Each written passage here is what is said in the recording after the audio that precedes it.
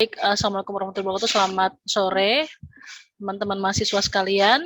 Kemudian juga narasumber kita hari ini yaitu Bapak Haikal Bekti Anggoro dan juga Bapak Samuel Ray dari Lazada Indonesia. Terima kasih Bapak-Bapak sudah hadir untuk menjadi narasumber kami pada kegiatan Kredensial Mikro Mahasiswa Indonesia yang hari ini programnya ada di IPB University melalui program Bright Cube, mata kuliahnya itu manajemen proyek. Saya izin memperkenalkan diri sebagai moderator hari ini, saya Lindawati Kartika, dosen dari IPB University, Departemen Manajemen, Fakultas Ekonomi dan Manajemen. Sebelum kita mulai materi hari ini, saya izin memperkenalkan diri dulu ya, memperkenalkan dulu narasumber kita, mohon maaf. Silahkan, boleh di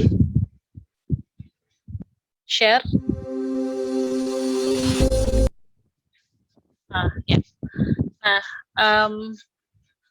Ya baik Pak Haikal, saat ini ada di Lazada Group tahun 2016 sampai sekarang, posisinya saat ini adalah SVP Seller Operation, kemudian education-nya Pak Haikal di Lancaster University, program entrepreneurship, wah ini pas banget ya Pak untuk memberikan inspirasi juga terhadap mahasiswa kita.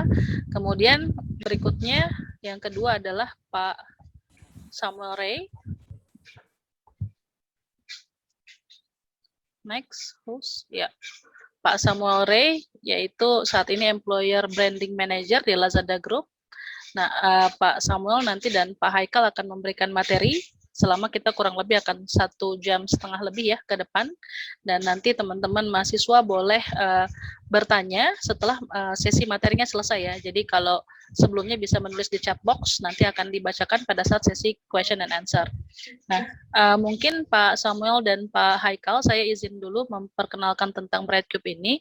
Sebenarnya program ini adalah ini batch kedua ya Bapak-Bapak, karena program ini sebelumnya di batch 1 di Februari sampai dengan April kita bekerja sama-sama LRT City Sentul. Di sana ada ruko dan juga fasilitas ya yang mereka bisa manfaatkan untuk berwirausaha, karena selama ini kadang-kadang kendalanya ketika berwirausaha adalah masalah tempat gitu ya, menyewa sangat mahal, masalah finansial gitu ya, kemudian juga network gitu ya dan lain sebagainya. Oleh karena itu Bright Cube ini diinisiasi oleh IPB University dan juga LRT City Sentul untuk sama-sama membantu gitu ya. Di awal kita mencari ide-ide terbaik, kemudian ada mentoring juga, dan juga di sana mereka menginap begitu selama 6 minggu khusus, dan di sana free ya untuk kegiatan berwirausaha tersebut dan dibantu oleh para brand partners juga. Nah, untuk batch kedua ini dimasukkan ke dalam program KMMI gitu, nah dengan manajemen proyek mata kuliahnya, dan mereka juga mendapatkan di sini business investment. Tapi programnya karena ini untuk seluruh Indonesia lebih luas lagi, ada 50 perguruan tinggi yang saat ini terlibat. Jadi ada 280 mahasiswa dan mereka juga mendapatkan weekly mentoring dari para brand partners di sini.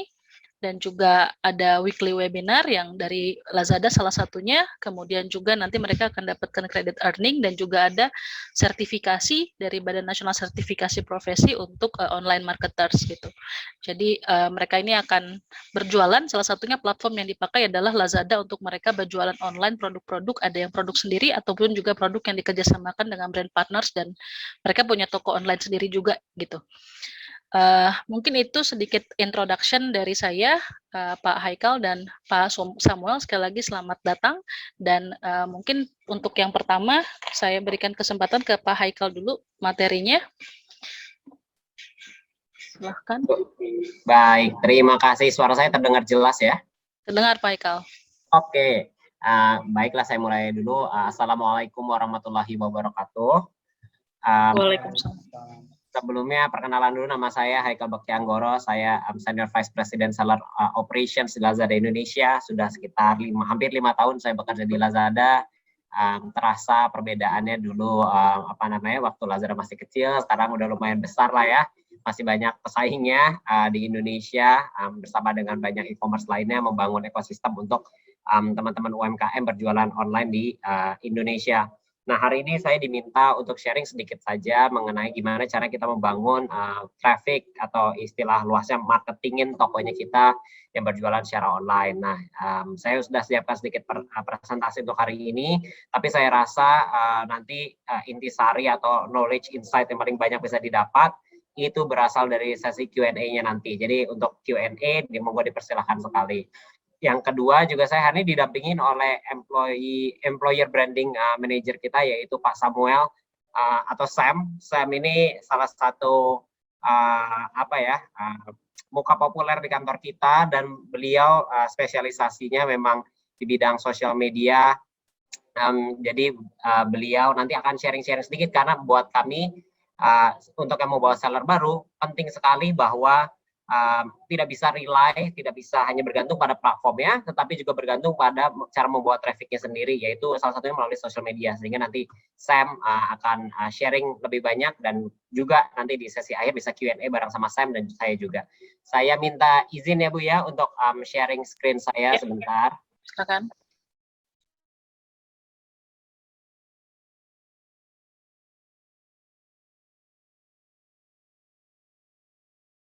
Sip. Nampak ya screen saya? Ya, kelihatan Pak. Oke, terima kasih. Nah, jadi saya mau sharing sedikit hari ini tentang membangun traffic toko online di platform e-commerce.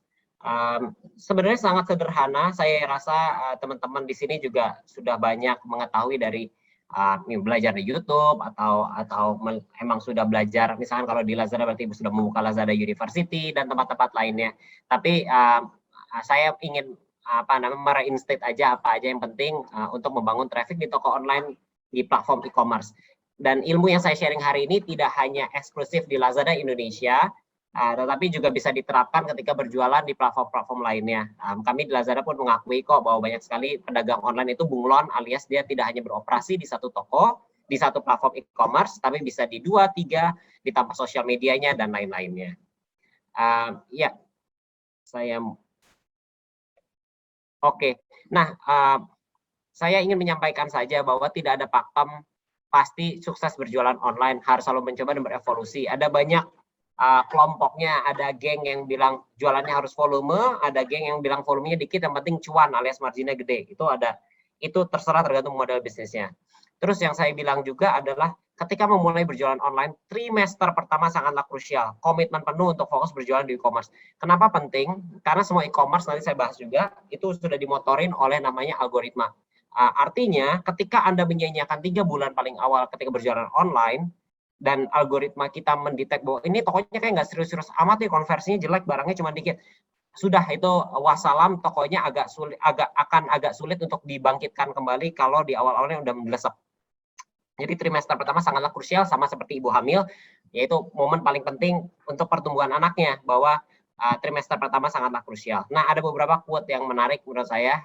Ini moto kita banget di kalangan teman-teman sellers.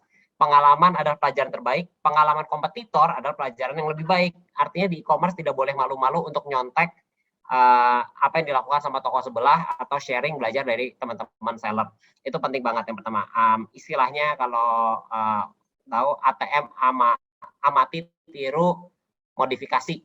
Nah, itu benar banget untuk di bidang jualan online. Kalau tidak pernah coba, gimana bisa tahu kalau bisa sukses? Itu juga benar, semuanya about trial and error, sama seperti saya di kantor pun trial and error terus-terusan. Better late than never, but never late is better. Ini juga penting banget, jangan sampai ketinggalan hype ketika ada fitur baru atau ada teknik baru, itu segera dilakukan. Contoh ketika dulu Lazada meng-launch fitur untuk beriklan, dulu tuh murahnya minta ampun. Andaikan dulu langsung berani beriklan di Lazada, kalian dapat harga yang murah, terus dapat traffic yang banyak, konversi yang bagus. Sekarang makin lama makin naik. Artinya ketika ada fitur baru yang dirilis, itu harus segera dipakai. Jadi late is okay, but never late is better. Dan juga yang terakhir, dimulai dari nol ya. Ini artinya banyak ilmu yang sudah kita punya dari marketing secara offline, bukannya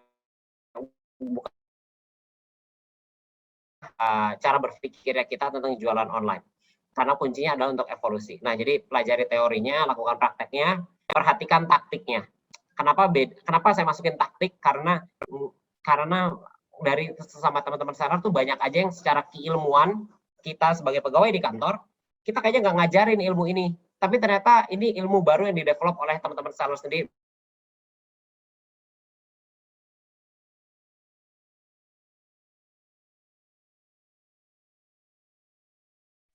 Mohon maaf. Ya. Mohon maaf Pak Haikal, kayak putus-putus ya? Agak putus ya tadi ya? Iya, ya. Nah, sekarang udah oke, Pak. Berbalik ya? Oke, sip, saya lanjut aja kalau gitu. Formula utama untuk berjualan online itu traffic, konversi, menghasilkan pembeli. Dari pembeli ada nilai penjualan per pembeli menghasilkan GMV. Ini aja yang perlu dihafalin banget. Jadi kalau kita punya traffic banyak tapi konversinya rendah, ya nggak bakal menghasilkan GMV. Kita nggak bakal bisa punya GMV kalau nggak punya trafficnya. Intinya ini, this is the main formula that you need to hold on.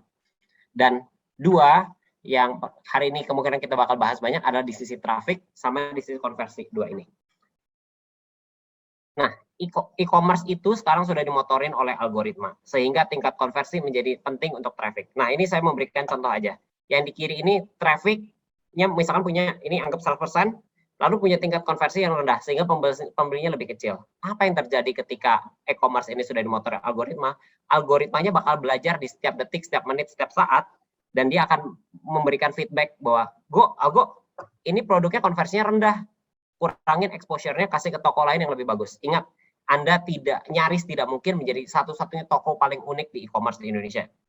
Penjual itu ratusan ribu di platform e-commerce, baru di Lazada, belum di oranye, belum di merah, belum di biru, belum di hijau, gitu kan. Nah, jadi sangat tidak mungkin Anda menjadi yang satu-satunya yang unik. Oh, tapi saya kan jualan sepatunya ada ornamen dari songket Batak nih misalkan. Ya, pembeli mungkin lebih tertarik sama sepatu dengan ornamen songket Palembang.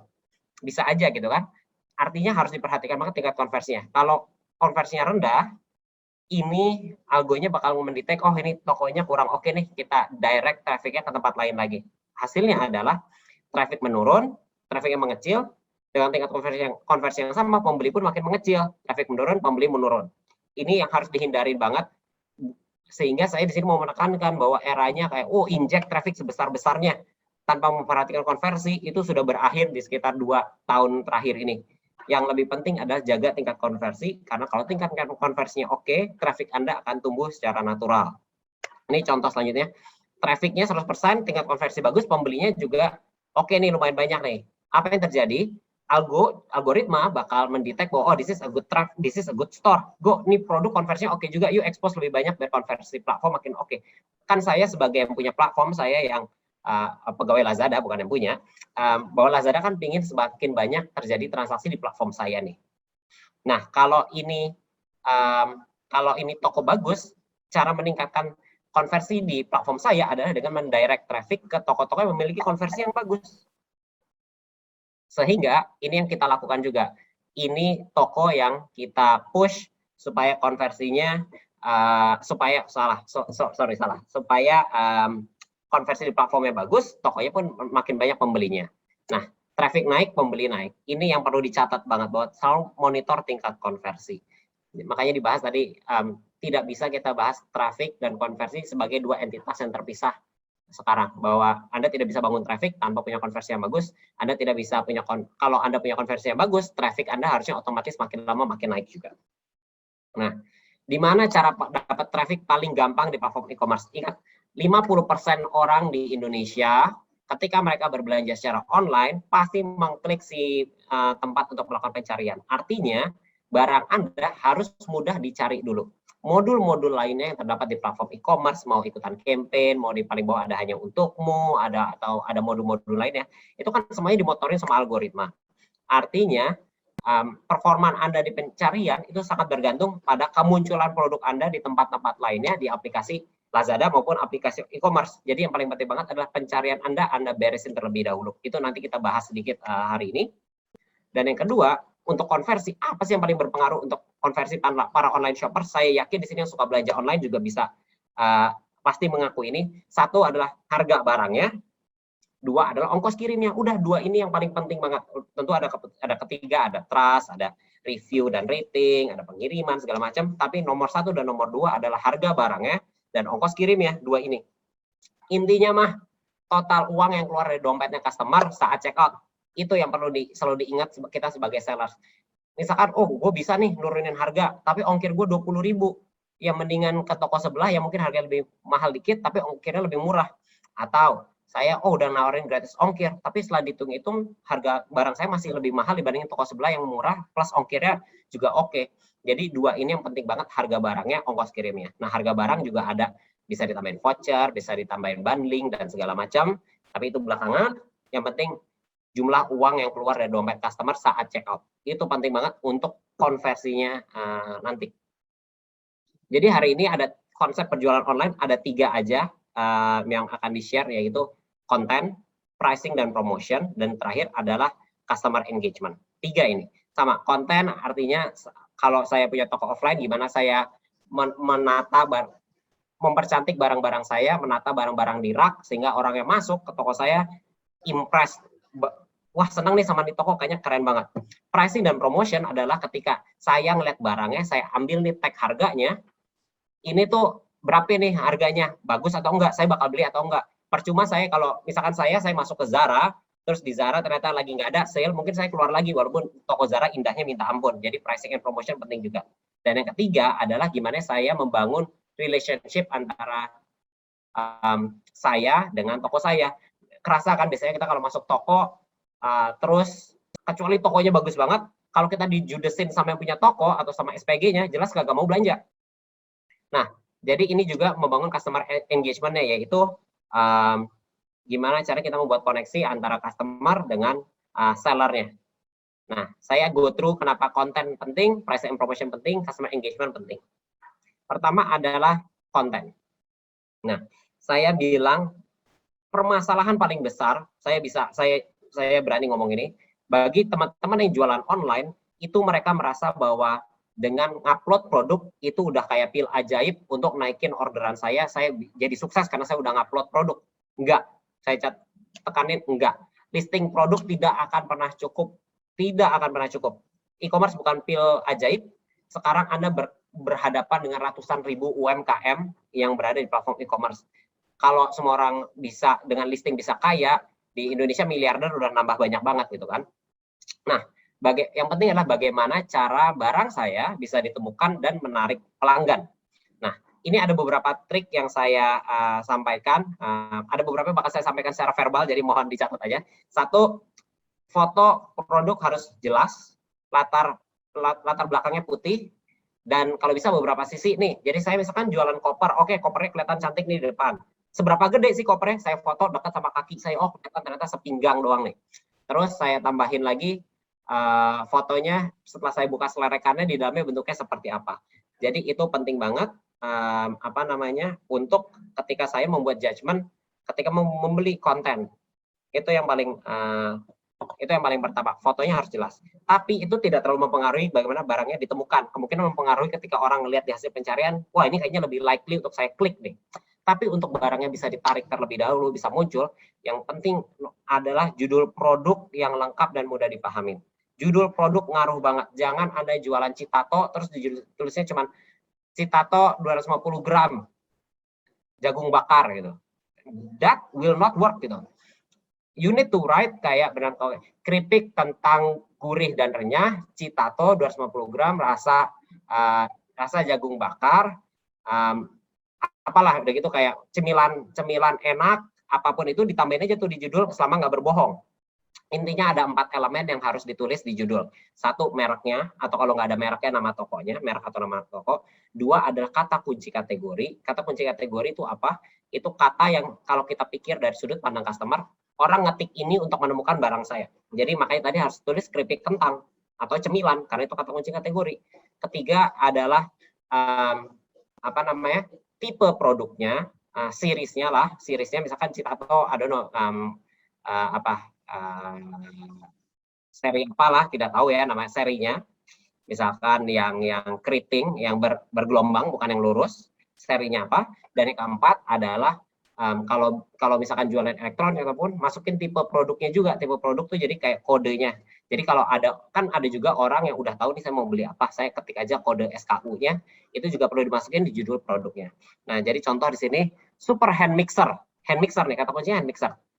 Pengaduk 7 kecepatan otomatis free 4 buah alat pengocok atau mixer.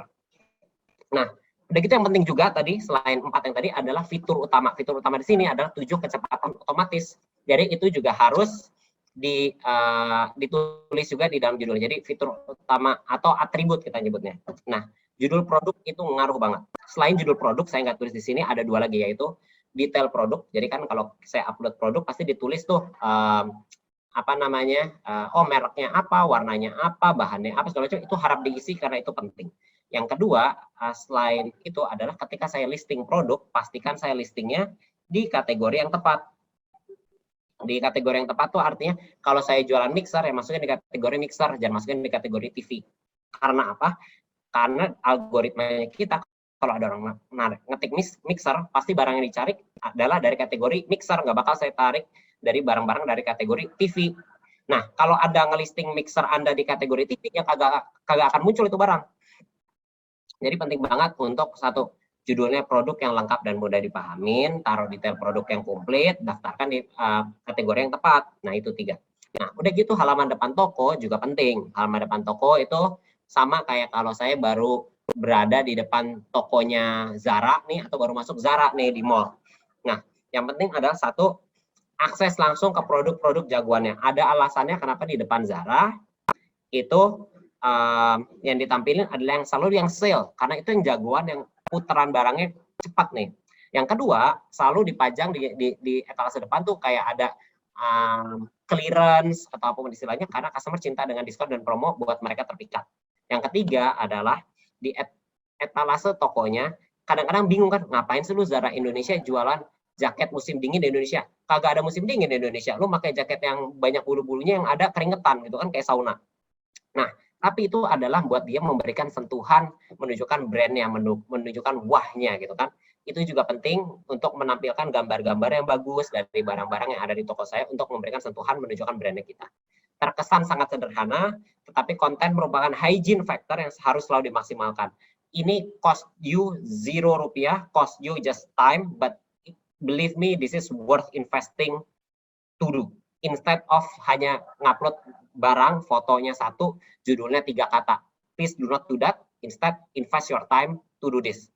Daripada keburu pusing-pusing, oh gimana caranya saya ngiklan, gimana caranya saya ini, itu. Enggak, fix your content first.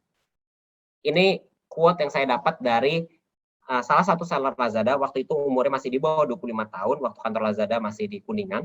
Dia bisa datang ke kantor, pakai Mercy-nya yang dia beli karena jualan online, pakai Mercy-nya dia bisa petantang-petantang jalan di dalam kantor Lazada, nyuruh-nyuruh orang karena omsetnya dia segede gitu. Dia selalu bilang, kalau jualan online, SPG-mu ya foto barangmu. Jadi please also spend good effort to take pictures of your product. Modalnya gampang, kain putih 8 ribuan per meter persegi di toko kain ya. Kain putih sama HP yang oke aja, Vivo, Oppo, Samsung, apapun itu, yang penting lightingnya oke, backgroundnya putih, dan enggak ribet sama sekali. Tapi jangan sampai misalkan saya jualan spray, saya foto kamar-kamarnya sendiri, spraynya nggak menonjol gitu. Itu please spend enough time to fix your content. Lanjut lagi, tadi untuk menemukan barangnya. Selanjutnya, tadi kan di tingkat mendapatkan traffic terutama di pencarian. Selanjutnya adalah gimana orang udah nemu barang saya, gimana caranya membuat mereka konversi. Nah, ada 3 elemen yang menurut saya penting banget. Yang pertama adalah matangkan strategi pricingmu. Jangan jadi toko yang setiap saat cuci gudang, jangan jadi toko yang setiap saat jualan mahal. Anda harus tahu kapan untuk menurunkan harganya, dan kita harus tahu di setiap produk harga biasanya berapa, harga kalau lagi ikutan campaign berapa, harga flash sale berapa, semuanya itu harus sudah disiapin. Jadi jangan sampai Anda sampai di satu momen di mana Anda boncos alias rugi. Udah tahu kayak, oh ikutan campaign ini, oke, harganya bisa saya turunin sampai sekian, margin gue masih ada. Matangkan strategi pricingmu. Yang baseline adalah kompetitif setiap hari. Artinya harga Anda nggak boleh jauh lebih mahal daripada toko sebelah, ya jelas nggak bakal dilihat. Jadi harus kompetitif setiap hari. Terus ikut, kalau ada kalau ada campaign yang besar, kayak kemarin 99, 11, 11, 12, Lazada Birthday, bulan Ramadan, apapun itu berarti saatnya Anda mulai banting harga untuk banyak produk di dalam toko Anda. Terus yang paling puncak itu ada namanya, kalau di platform e-commerce namanya flash sale. Artinya ini harga paling rendahnya Anda. Karena harga paling rendah bukan berarti harganya ini tiap hari. Anda ikutan flash sale, kadang-kadang aja ganti-ganti produknya, jangan produk yang sama, makin lama tuh harga makin habis. Jadi lu perhatiin banget ini harga flash sale-nya berapa, what is your bottom price. Ketika Anda flash sale beneran hantam pakai harga yang murah, tapi jangan berulang-ulang terus, karena Anda akan membuat mindset di sudut pandang customer bahwa kok gua kemarin kayaknya beli murah, kok baru minggu depannya udah ada harga yang sama lagi, gue dikadalin kali asli bisa lebih murah lagi. Nah, jadi matangkan banget strategi pricingmu. Kombinasikan juga dengan promomu, jadi jangan pure pakai harga barangnya, tapi juga dengan berbagai macam mekanismenya. Voucher belanjanya, beli 2 gratis apa, gratis mainan, gratis kalau sering saya beli misalkan skincare, itu dapat yang sasetan yang kecil-kecil, saya beli kadang-kadang cuman kayak apa ya fashion, tiba-tiba dapat karet rambut lah, apapun itu, customer Indonesia regardless of hadiah sekecil apapun dapat gratisan, senang. Beli banyak lebih hemat, nah itu jadi beli 2 diskon 3%, beli 5 diskon 5%, apapun itu juga penting banget. Dan yang terakhir, jelas gratis ongkir, karena tadi saya udah bilang, gratis ongkir sangat penting untuk Indonesian customers. Dan yang terakhir adalah atur pembagian produkmu. Ketika saya punya toko, saya punya banyak banget nih barang. Saya harus tahu barang ini strukturnya atau peranannya di toko saya itu apa aja. Pertama, saya harus tahu hero item saya, item jagoan saya. Marginnya rendah, volumenya muternya banyak, ini yang jadi umpan buat bawa orang masuk ke toko saya. Jadi contoh kalau misalkan saya Zara, balik lagi contoh Zara, ini adalah yang kayak Zara Basics yang mungkin hanya kemeja polos atau kaos polos, harganya mungkin hanya 200 ribuan, jauh lah sama jeansnya Zara 900 ribu, 1,2 juta segala macam, tapi orang bakal balik terus ke Zara karena mau beli itu. Sama kayak ke Uniqlo, pasti yang basicsnya juga, itulah hero items yang buat muter dulu di tokonya. Yang kedua adalah core items. Core items ini barang-barang yang harus selalu ada, marginnya sehat, volumenya emang rendah. Ini adalah barang yang kita harapkan ketika orang masuk beli pakai hero items, mereka juga ngeliat nih si core items ini untuk dibelanjain. Baru yang terakhir adalah complementary items. Gimana caranya orang masuk ke toko saya kagak keluar dengan satu barang doang. Jadi misalkan saya jualan sepatu, saya toko sepatu misalkan Pedro, saya juga jualan kaos kaki, atau saya jualan sole sepatunya, atau saya jualan talinya, sehingga orang ketika check out nggak hanya satu barang, tapi 2 barang, atau bahkan 3 atau 4. Jadi pastikan di toko Anda memiliki elemen ini. Nah, ini tuh bisa disilang-silang nih. Anda bisa ngakalin orang supaya belanja 2 atau 3 dengan pakai fitur beli banyak lebih hemat misalkan. Jadi orang pasti belanja sepatunya, terus belanja sole sepatunya, insole-nya, terus belanja talinya karena Anda paksa untuk dapat promo beli banyak lebih hemat. Atau misalkan ngakalin pakai gratis ongkir atau voucher belanja. Misalkan harga sepatu saya tahu harga sepatu saya 300 ribu. Saya pancing nih orang, oh kalau di toko gue gratis ongkirnya cuma 325 ribu. Alhasil apa? Dia harus beli satu barang lagi yang mungkin value-nya kecil. Amin-amin dia belanja barang yang harganya mahal, tapi setidaknya dia nambah satu produk lagi. Jadi itu penting banget juga untuk diatur strategi tokonya. Balik lagi, jualan online bukan sekedar, oh saya udah ciptain 10 barang, saya upload, udah gitu ya saya duduk manis menunggu barangnya. Enggak, Anda harus tahu struktur toko Anda, struktur harganya, dan cara membuat konten yang baik. Lanjut lagi.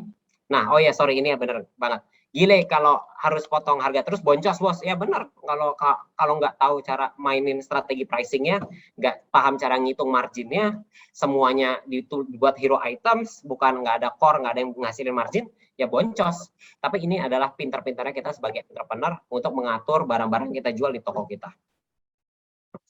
Terakhir, ini engagement. Persaingan sudah ketat, saatnya membuat hubungan sama customer lebih erat. Nih, pertama, chat dijawablah di bawah 30 menit. Kan bete juga kan kalau biasanya kita belanja misalkan ke Optik Melawai, terus dicuekin sama mas-masnya yang buat kita mau nyoba kacamata. Sama aja di sini, ketika ada orang bertanya harus segeralah dijawab. Ada pertanyaan, ingat ada pertanyaan, ada peluang. Jangan lupa untuk upselling dan cross selling. Kayak kita tawarin, Bu nggak beli 2 aja, kalau 2 ada diskonnya loh. Atau Bu kalau beli di atas 200 ribu saya kasih voucher nih. Atau cross selling, sama tadi contohnya ke toko sepatu Pedro, oh cuman beli sepatunya aja Bu, nggak mau nih, kita ada shoe polishernya untuk moles sepatunya supaya kinclong setiap waktu, nambahin ini. Itu penting banget di chat. Chat bukan sekedar customer service, tapi juga tenaga sales ini ya. Kedua, live streaming dengan fitur see now buy now, artinya kita bisa menawarkan barang, menampilkan, karena yang penting banget buat customer berbelanja online adalah trust. Dengan Anda melihat fisik orang yang dagangnya di depan, itu membuat trust terbentuk. Dan yang saya mau tekanin di sini adalah kadang-kadang orang, wah saya nggak pede nih live streaming, belum punya uang buat bayar artisnya, influencer buat ngisi. Kagak perlu.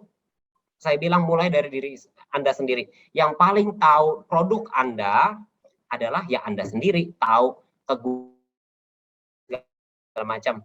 Itu adalah Anda sendiri. Makanya penting, ini yang tadi saya bilang kayak never late is better. Langsung aja, jangan tunggu-tunggu, langsung berani nekat untuk live streaming sendiri. Ya ditonton 10-15 orang ya nggak apa-apa, ditonton ribuan orang, alhamdulillah. Yang penting berani dulu, Anda yang paling paham produk Anda. Dan yang terakhir adalah feed, yaitu selalu galang followers, update mereka dengan rutin, kasih voucher, update konten terbaru, supaya mereka selalu merasa ter-engage dengan Anda. Nih, toko sekarang pada punya Instagram. Feed bukan berarti additional work. Feed adalah ketika Anda punya produk baru atau Anda memiliki konten baru, ya langsung upload aja di situ. Nggak additional work, but you create engagement, additional channel of engagement with your customers. Lanjut lagi. Nah, terus orang banyak yang ketika mau jualan online selalu ditanya, kapan saya ngiklan gitu. Ini menurut saya bukan saya menjelekkan fitur iklan di platform saya sendiri, tetapi kadang-kadang orang terlalu loncat terlalu jauh gitu. Pakai semua fitur yang gratisannya dulu, udah dimaksimalin yang tadi saya bilang, konten, pricing, dan promotion, terus engagement, baru loncat ke iklan. Dan ketika beriklan, pastikan udah ngitung dulu sebelum benar loncat ke iklan. Ada beberapa konsep yang harus diperhatikan. Cost per order, CPO, itu harus dihitung nih. Cost per ordernya berapa saya berani. Saya punya margin barang, saya jualan misalkan speaker 100.000, harga dasarnya 60.000, udah gitu saya udah ngasih voucher, saya udah ngasih gratis ongkir, margin saya tinggal 20.000, cost per order saya itu harus di bawah 20.000, otherwise kagak ada untungnya. Ingat, platform kita nge-charge Anda cost per klik, bukan cost per order. Jadi Anda harus ngitung juga konversinya dari berapa banyak klik yang saya harus buat untuk menghasilkan satu order. Kalau cost per kliknya di Lazada misalkan Rp1.000, berarti mentok-mentoknya, karena tadi marginnya tinggal 20.000, mentok-mentoknya adalah dari 20 orang ngeklik harus laku 1. Kalau orang ngekliknya 50 baru laku 1, artinya Anda boncos, nggak nutup tuh CPO. Jadi itu harus dihitung banget. Yang kedua, customer acquisition cost. Nah, ini lebih advance sedikit, artinya kita sebagai platform, kalau dari sudut pandang Lazada, kita nggak mau ngeluarin uang untuk orang yang sebelumnya anyway udah belanja di toko saya. Dia udah tahu toko saya. Jadi pengeluaran uang saya hanya untuk customer acquisition cost. Dihitung dengan jumlah cost dibagi jumlah new customer yang datang ke toko saya. Nah, tapi kan nggak nutup nih Kak. Misalkan datangin satu new customer, saya ngiklan tadi saya bilang, saya spend 100.000 nih. Saya dapat orderan misalkan 5, satu dari new customer, berarti cost customer acquisition cost saya 100.000. Buset, kalau mahal banget. Emang mahal, tapi Anda harus ngitung, nih customer di toko saya bakal balik berapa kali. Anda nggak bisa ngitung cuma belanja sekali.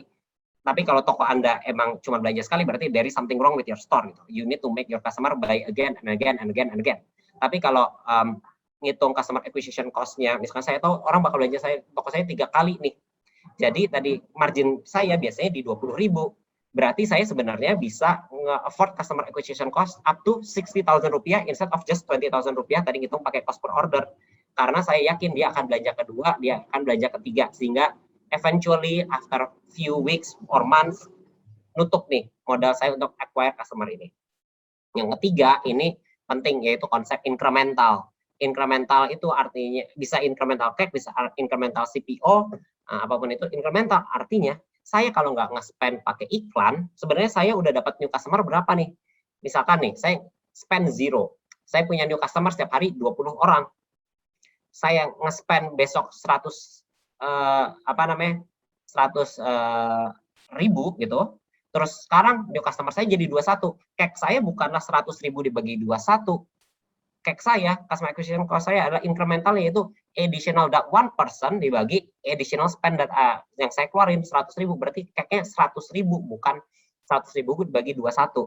Jadi harus dihitung juga, jangan saya merasa bangga kayak, wow, I'm spending segini, customer acquisition cost saya adalah segini, karena Anda hanya ngitung total cost keluar dibagi total new customer. Enggak, yang dihitung adalah additional cost dibagi additional new customer. Itu yang perlu dipahamin banget. Banyak orang yang terjebak di sini, bahkan banyak sekali pemain online yang udah besar-besar masih terjebak di konsep incremental ini. Jadi harus diperhatikan banget hitungannya. Nah, Ini makanya saya catat, sebelum pakai fitur yang berbayar, mending kembangin dulu sosial media kamu gitu. Maka ini bridging aja untuk sesinya Sam. Tapi yang penting adalah ingat, walaupun sosial medianya udah populer, udah banyak ribuan, ratusan atau puluhan ribu, belasan ribu terserah, arahkan transaksinya untuk terjadi di toko e-commerce. Jangan Anda gregetan kayak, wah kalau saya kayak check out-nya pakai WhatsApp, saya kasih nomor rekening langsung masuk nih ke rekening gue, nggak perlu nunggu-nunggu lagi. Ingat, you need to think long term gitu loh.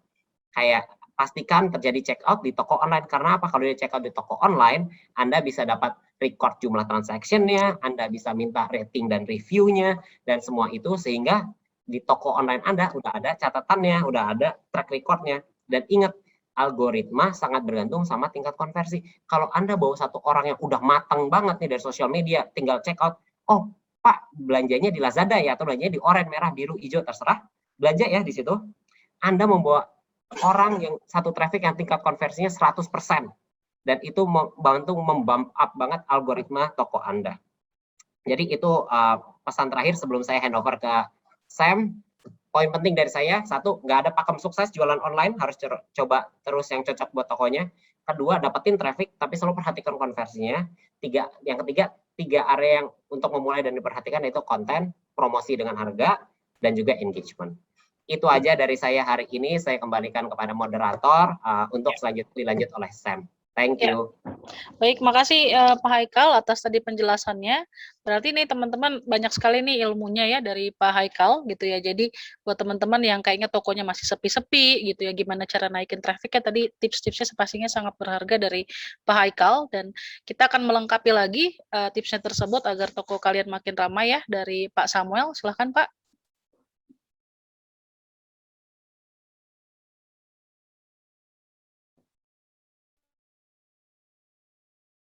Oke, selamat sore teman-teman semuanya. Saya Samuel, nemenin Haikal sebenarnya hari ini, jadi pelengkap aja. Kerjaan sehari-hari Employer Branding Manager di Lazada, jadi sebenarnya duduk di People Team, di HRD-nya, ngurusin branding untuk Lazada. Jadi kalau teman-teman lihat iklan job postingan Lazada di LinkedIn, di Instagram, dan sebagainya, itu kerjaan tim kita. Nah, kebetulan aku punya hobi main Instagram, dan kebetulan juga Instagramnya followernya banyak. Jadi hari ini sebenarnya apa yang diceritakan lebih ke pengalaman pribadi, dan mudah-mudahan bisa yang teman-teman take away untuk toko teman-teman masing-masing. Jadi tadi yang Mas Haikal bilang soal conversion, aku setuju banget, dan engagement juga aku setuju banget. Salah satu hal yang bikin seorang pembeli bisa suka sama satu produk dan bisa beli berapapun harganya gitu ya, adalah engagement tadi. Kalau udah sayang sama influencernya, kalau udah sayang sama content creatornya, pasti didukung. Ini kejadian di tahun 2020 pas aku nulis buku. Jadi aku nulis buku, kontenku sebenarnya lebih banyak seputar karir ya, seputar tips cara nyari kerja, tips interview, dan segala macam. Nah, di 2019 yang bikin konten seputar HRD itu belum banyak. Jadi banyak yang datang ke tempatku untuk belajar gitu. Nah, ketika aku bikin buku, mereka senang gitu, karena as a way to support, mereka panggil aku Kosem gitu ya, kalau di internet, support Kosem yang selama ini udah bagi-bagi ilmu gratis, aku mau beli deh bukunya Kosem gitu. Jadi itu mungkin salah satu example di mana ada engagement ya antara aku dengan followerku gitu. Nah, jadi ya sosial media sangat penting. Menurut aku, buat teman-teman yang punya toko harus berani main sosial media, harus berani put yourself out there, harus berani bangun personal branding teman-teman, karena engagement itu ya kadang-kadang bisa jadi pembeda gitu. Kita membeli sama orang ini apa sama orang lain, kalau kita udah percaya sama orangnya, kalau kita udah langganan, mahal sedikit mungkin beli gitu. Sama halnya kalau toko offline dulu, mungkin kalau jalan-jalan ke ITC, beli kacamata gitu ya, meskipun kacamata di toko sebelah koleksinya lebih banyak atau harganya lebih murah, tapi toko yang ini infonya baik. Kalau datang aku dikasih aqua glass gitu, diajak ngobrol enak dan lain sebagainya. Nah, itu yang mungkin engagement di masa kini, engagement itu dengan content creator. Nah, gimana caranya kita mulai berani untuk sharing? Tadi Mas Haikal encourage untuk teman-teman bisa gunakan fitur di Lazada untuk live. Nah, gimana caranya kita mulai punya keberanian untuk sharing? Nah, mungkin itu inti dari apa yang aku mau sharing hari ini. Oke, nah di Instagram banyak jenis konten, teman-teman. Jadi tidak melulu ada perempuan cantik, kemudian fotonya latar belakangnya pantai, atau OOTD, bajunya fashionable gitu. Sebenarnya sudah sangat variatif jenis-jenis konten yang ada di Instagram. Ini hanya beberapa yang aku personally find interesting gitu ya. Ada yang postingannya isinya makanan semua, terus followernya bisa 1,5 juta gitu. Ada yang ini Herlin ini dia posting tentang pendidikan, tentang edukasi, tentang self development.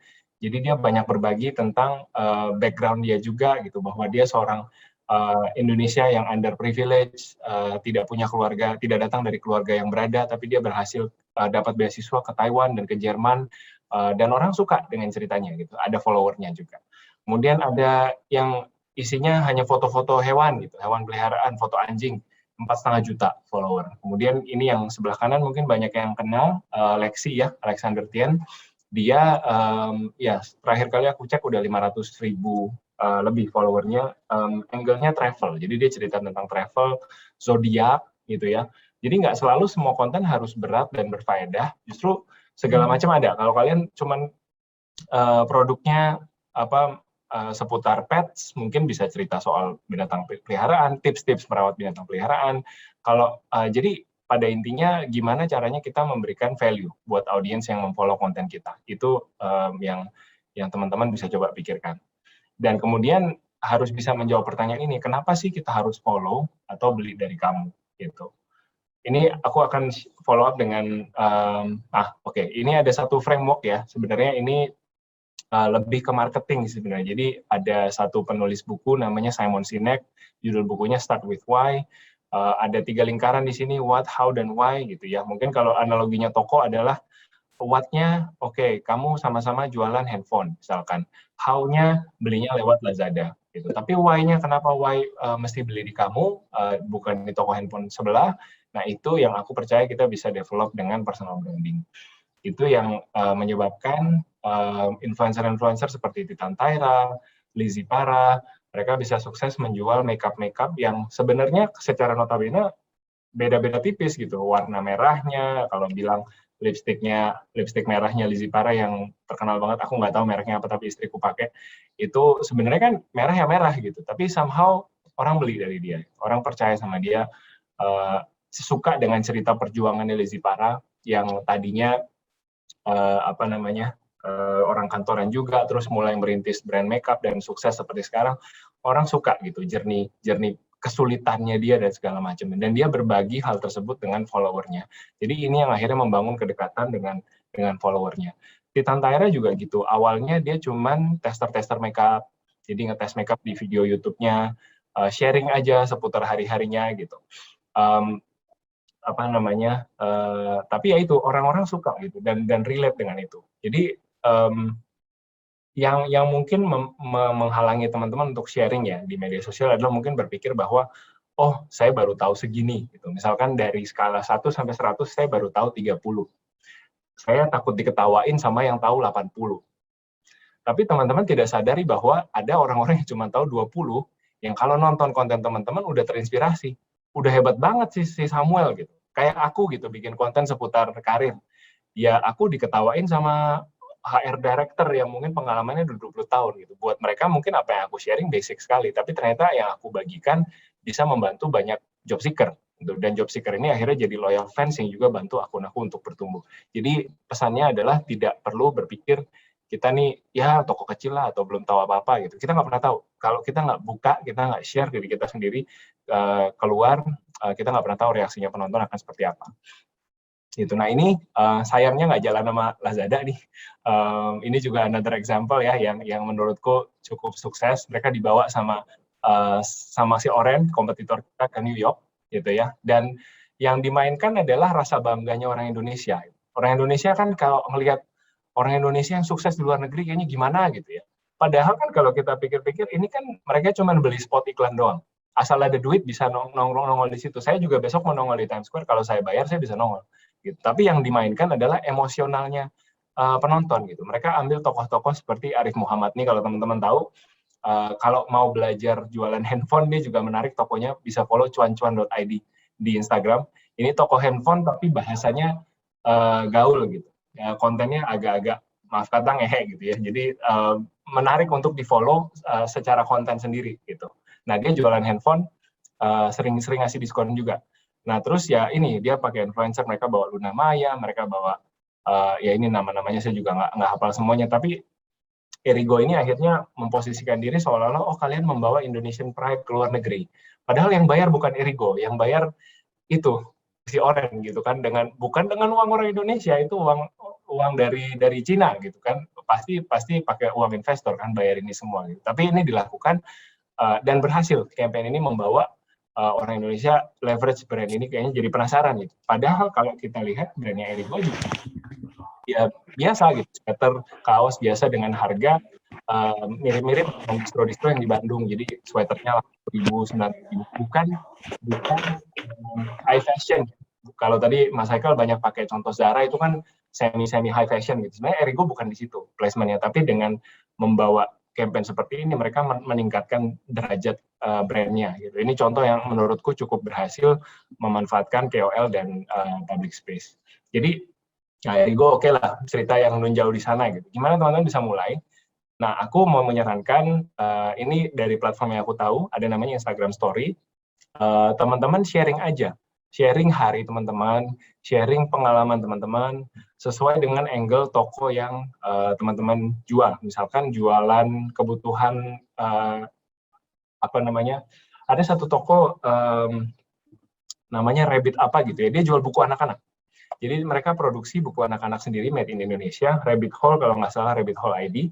Nah, bukunya bagus gitu. Jadi bukunya memang konsumsi untuk anak-anak. Jadi ada saya juga beli buat anak saya.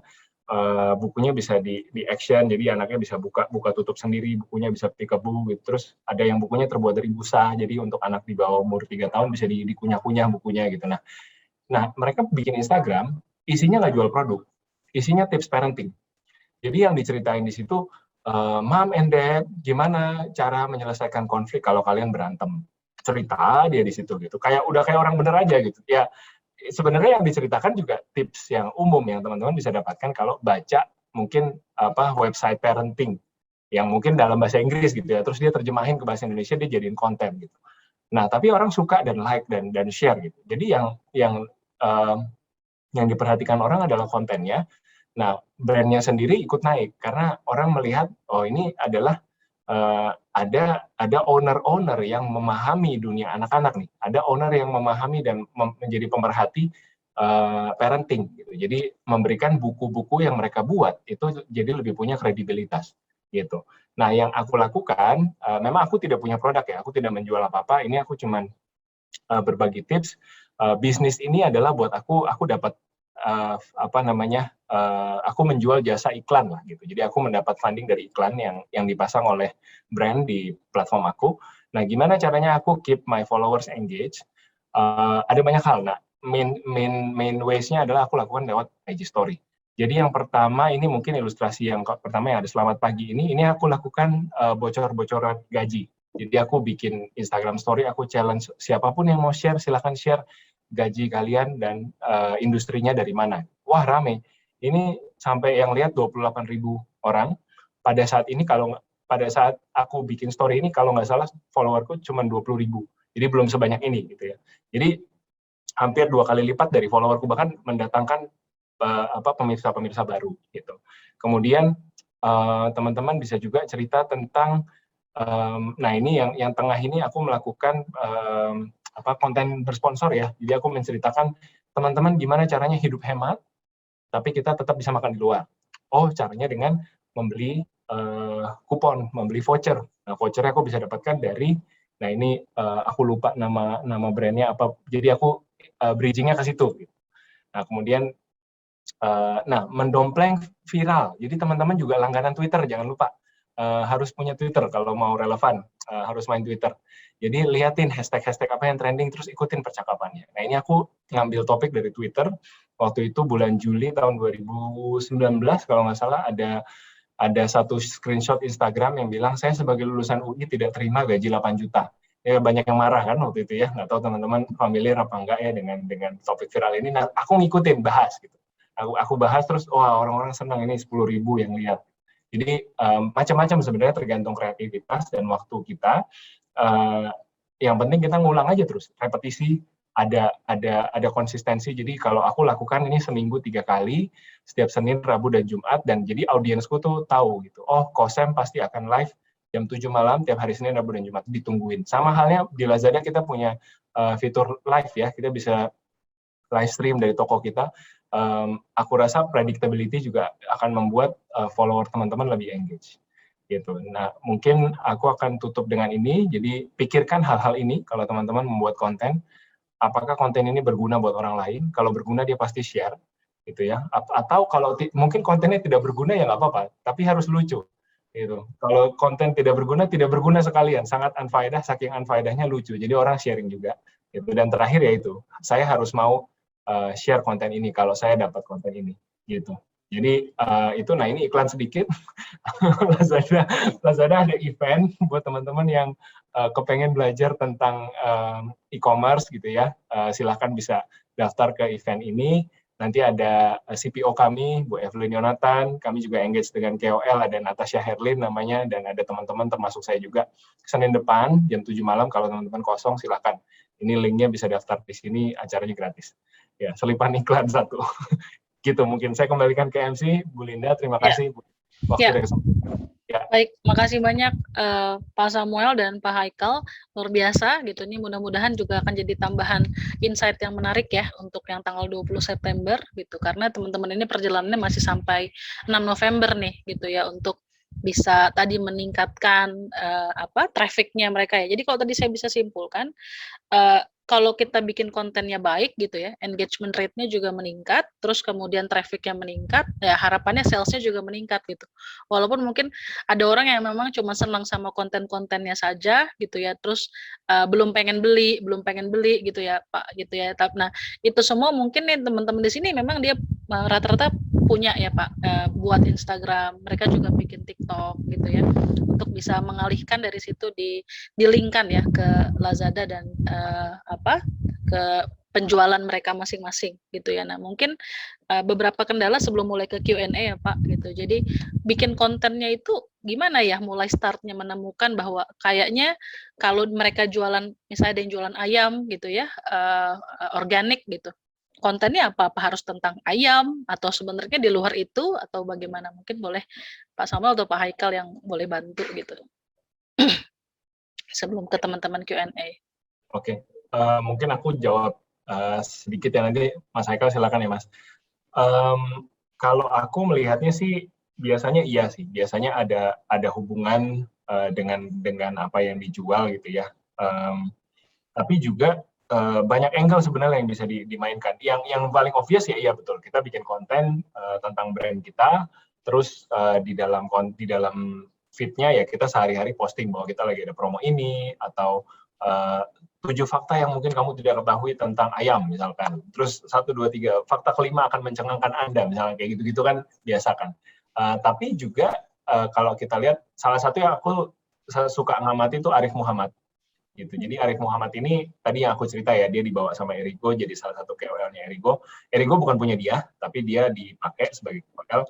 Nah, dia punya bisnis kan ada bakso aci, dia jual bakso aci, sama dia bikin toko handphone tadi, cuan-cuan.id gitu. Nah, dia mengangkat kehidupan pribadinya. Dia ngerti orang Indonesia tuh suka ngelihat kemewahan. Kemewahannya tuh yang kemewahan yang luar biasa mewah yang tidak mungkin dicapai oleh orang pada umumnya gitu. Dia suka pose sama mobil-mobil mewah, nggak tahu mobil dia apa bukan gitu kan. Pokoknya selamat pagi dari Bintaro apa gimana. Terus dia naik mobil bagus. Nah itu personal branding dia aja. Tapi kan orang tahu bahwa dia punya bisnis, dia punya toko macam-macam gitu. Jadi itu juga mungkin aku nggak gitu ngerti ya, karena angle-ku nggak seperti dia. Aku tidak bikin konten memamerkan kemewahan gitu. Kan ada beberapa yang berhasil, ada Arif Muhammad, ada Siska Kol, kalau teman-teman tahu. Itu kontennya memamerkan kemewahan, tapi orang sayang sama mereka. Nah itu juga bisa gitu. Jadi dari personal branding dia akhirnya bikin campaign iko-ikoyan yang akhirnya dibikinin akunnya sendiri kan, teman-teman pasti tahu. Nah itu akhirnya ngangkat nama toko-toko dia gitu, cuan-cuan ikutan, bakso acinya ikutan gitu. Jadi sebenarnya tergantung kreativitas kita, nggak ada batasnya. Dia juga bisa riding the moment. Ketika kemarin badminton ganda putri kita menang, langsung dibilang dapat franchise bakso aci. Terus masing-masing satu gitu kan digituin gitu. Jadi memang macam-macam sih angle-nya. Tidak melulu harus seputar barang, tapi bisa juga kita angkat personal branding kita dan pinter-pinter kita mainin momen. Itu mungkin dari aku. Mas Haikal mau nambahin, Mas? Haikal? Sip, thank you. Kalau aku mungkin karena tidak pakar sosial media seperti Pak Sam ya. Jadi kalau di dalam Lazada nih, biasanya kita tuh nyaranin misalkan teman-teman, kalau jualannya barangnya boring tuh, ayam potong gitu kan ya, cuman gitu doang ya, ayam potong kayak. Jadi kan tadi dibilang foto produk itu kalau bisa berbagai macam angle dan use cases-nya gitu. Sama mungkin yang paling depan nih jangan membohongi, emang jualan ayam potong, fotonya ayam potong gitu, ayam potongnya. Udah gitu di yang foto kedua ada tangannya biar kelihatan ayam potongnya nih ukuran yang seberapa sih, kayak kadang-kadang orang nggak tahu nih 1 kilo tuh gede atau enggak. Sering kan beli ayam beku pas nyampe di rumah ya elah kayak pitik gitu kan, kecil banget. Nah, jadi itu harus di kayak biar kelihatan ukurannya seberapa. Misalkan kalau berapa potong 8 ayamnya bentuknya kayak gimana. Bisa digoreng, bisa segala macam. Semuanya dicantumin aja. Udah gitu misalkan saya tokonya sales proposition-nya diproses secara higienis. Jadi saya gambarin foto pabriknya seperti apa atau prosedur kebersihannya seperti apa ketika saya mengolah pemotongan ayamnya. Jadi itu konten-konten yang bisa meyakinkan. Ditambah misalkan saya mau aktif juga di live streamingnya Lazada gitu, bikin live sendiri. Ya mungkin, ya masa live-nya motong ayam kan nggak indah ya. Jadi misalkan saya live-nya ayam, terus saya masak ayam, mukbang, ayamnya diproses sama siapa, saya undang yang jago masak, bikin ayam bumbu rujak gitu dari ayamnya saya. Nah, jadi you play around lot of angles dari barang produk yang Anda buat sendiri. Soalnya kayak, you can create content tentang ayam mentah untuk 1 month tuh udah habis tuh idenya, kayak mau fakta ayam apa lagi yang mau dikeluarin kan. Jadi just be creative. Tapi kalau saya dari sisi pandang platform, coba taruh sudut pandang dari seorang buyers, kenapa saya harus beli ayam ini gitu. Itu untuk dari sudut pandang saya ya. Ya, baik, makasih Pak Haikal, Pak Samuel. Oke, silakan teman-teman bisa raise hand atau langsung unmute yang mau tanya langsung. Halo? Reski, silahkan.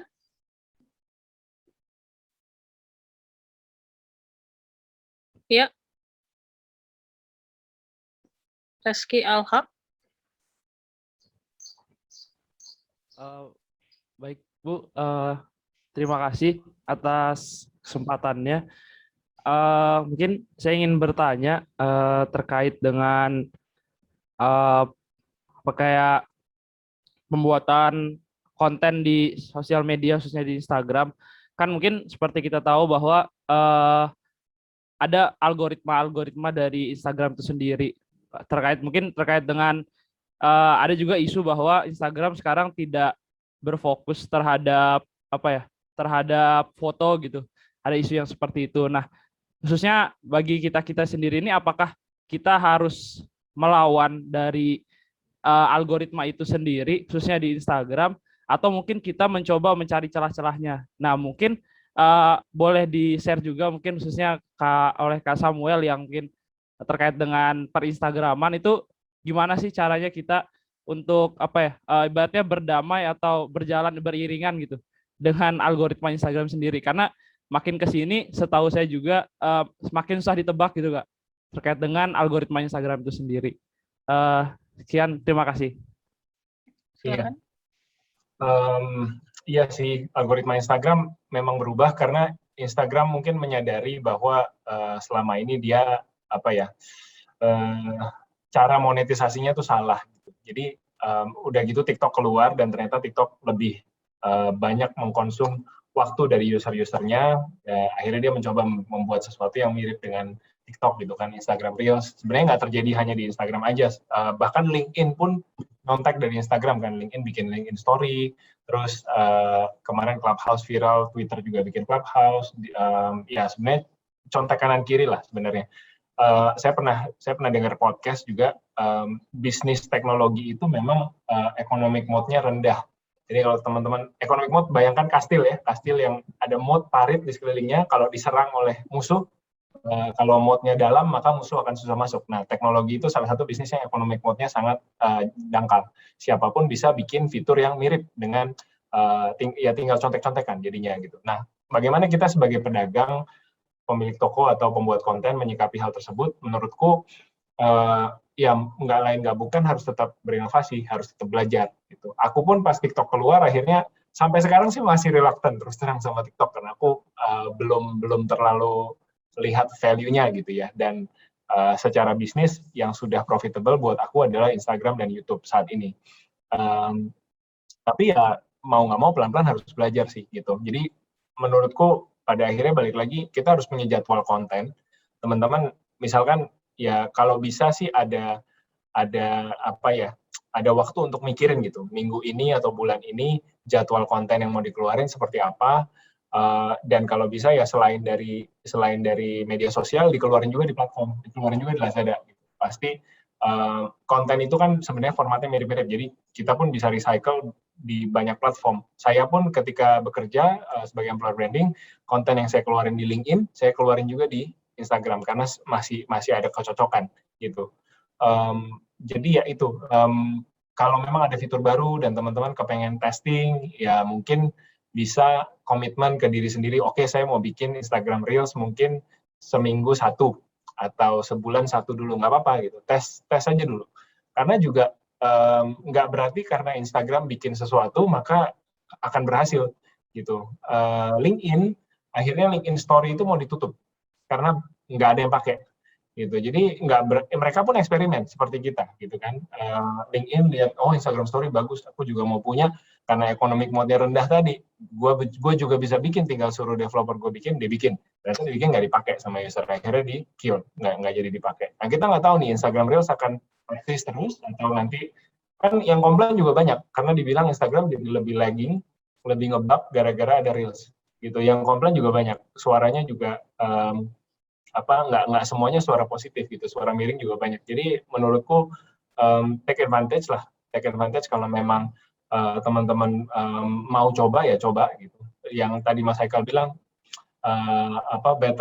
better late than never, gimana tadi ya, pokoknya jangan terlambat gitu. Kalau ada sesuatu yang baru mau dicoba, coba aja dulu. Barriernya rendah sekali soalnya teman-teman untuk konten, sangat murah untuk kalian beli lighting, beli ring light, belinya di Lazada tentunya ya. Sangat murah, hitungan ratusan ribu gitu. Kalau dulu lighting studio kan bisa hitungan juta-jutaan. Nah, sekarang hanya ratusan ribu ya. Jadi alasannya apa? Sebenarnya lebih ke kita harus lebih cepat aja gitu sebagai content creator harus lebih cepat adaptasi. Itu sih mungkin. Ya. Mudah-mudahan menjawab. Oke, baik. Makasih Pak Samuel. Gimana Haikal? Alhaq? Pak Haikal ada tambahan? Saya nggak nambah, udah sesuai pakarnya aja. Oke, ini di kolom chat ada yang juga mau tanya, mungkin tadi terkait sama Twitter tadi ya. Twitter dikenal mengikuti tren yang ada. Apabila kita menjual produk yang sudah beredar cukup lama, baik online maupun offline, apakah membuat akun Twitter ini masih relevan untuk personal branding dan juga produk yang kita jual? Ini dari Dio. Mungkin Pak Haikal dulu ya. Sebenarnya saya penganut filosofi rezeki mah nggak tahu datangnya dari mana, jadi jangan takut coba pakai platform media sosial manapun itu. Kalau emang rezekinya di Twitter ya why not, there is yang nggak ada salahnya tuh nyoba di situ. Barangnya udah banyak yang jual ya, nggak apa-apa tuh, banyak yang akun-akun racun all shop segala macam di Twitter ya kan. Barangnya juga barang orang, barangnya juga itu lagi, tapi muter-muter aja terus, retweet 10.000 gitu kan. Jadi dari nggak ada salahnya untuk nyoba, untuk promosi dimanapun, ya nggak bakal tahu nyangkutnya di mana unless you try. Maybe Twitter might be your marketing channel, might be not. Nggak, just try it first sih. Ya. Toh maksudnya gini, pengguna Twitter puluhan juta.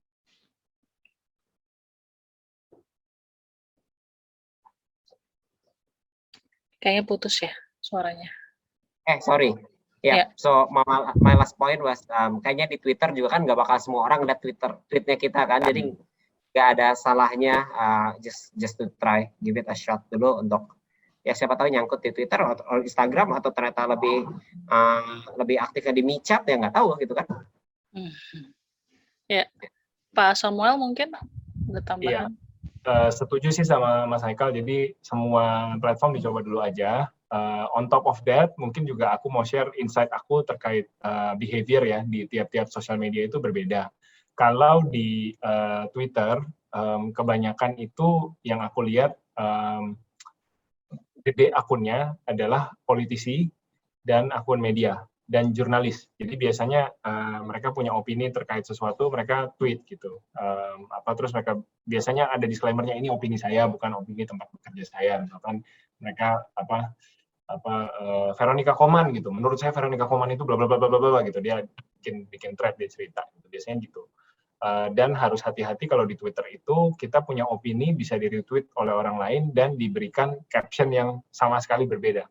Jadi ya sering juga saya nyoba gitu kan di Twitter, mencoba melucu, ternyata tidak lucu, ternyata malah menyinggung perasaan orang lain, terus ada yang nge-tweet, kok kamu ngomongnya gini segala, ya itu udah resiko. Gitu. Tapi untuk Twitter lebih mudah kita dibegitukan orang lain dibandingkan Instagram. Karena ada tombol retweet, ada tombol komen langsung. Kalau di Instagram, misalkan ada story yang saya keluarin, terus ada orang yang enggak kok, menurut aku enggak gitu.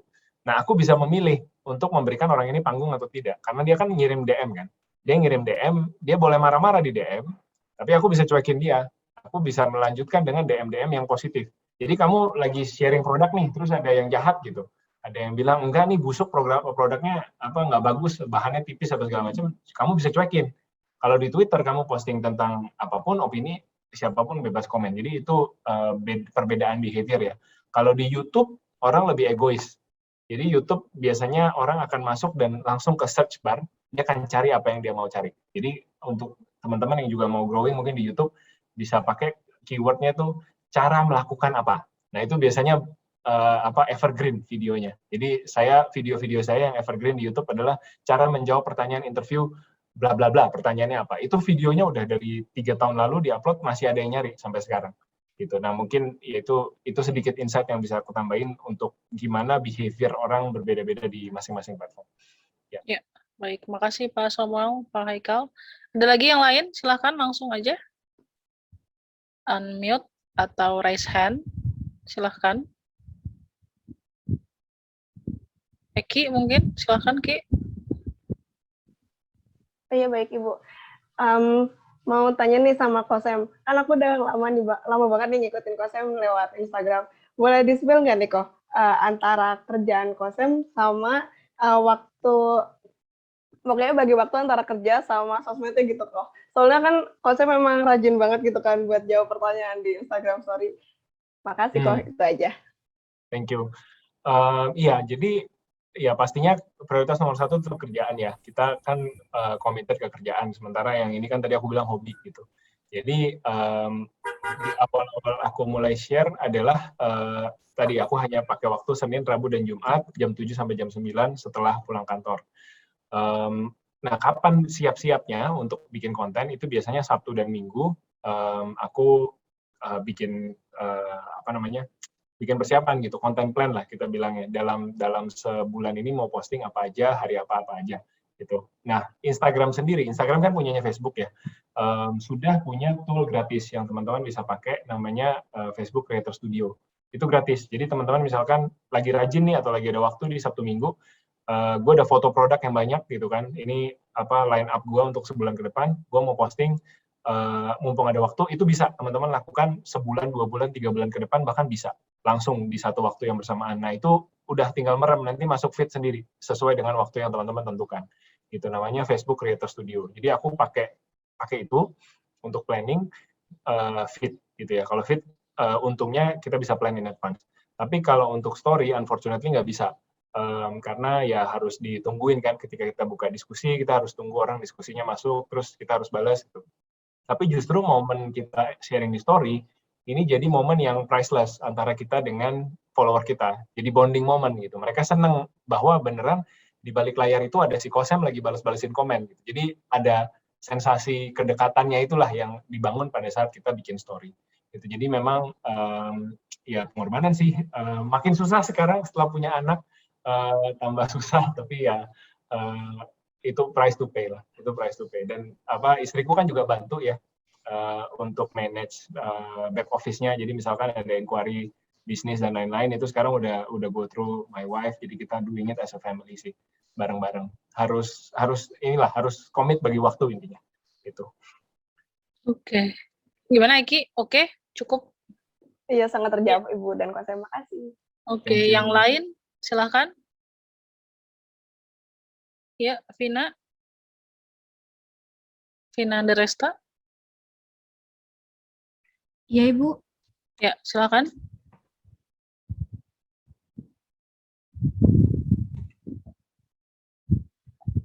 Kedengeran?